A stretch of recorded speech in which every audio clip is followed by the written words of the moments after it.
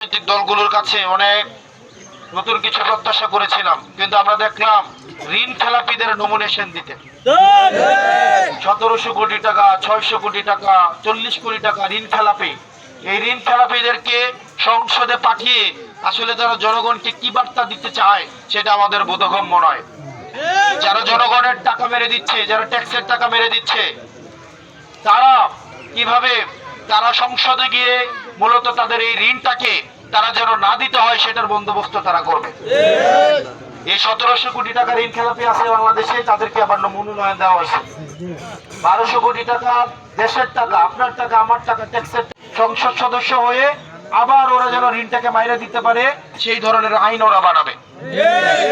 সেজন্য আপনার ব্যালটের মধ্য দিয়ে আমাদের এই ঋণ খেলাপিদেরকে আবার না বলতে হবে। খাবারের পছন্দ ভিন্ন হলেও মজার বেলায় সবাই এক।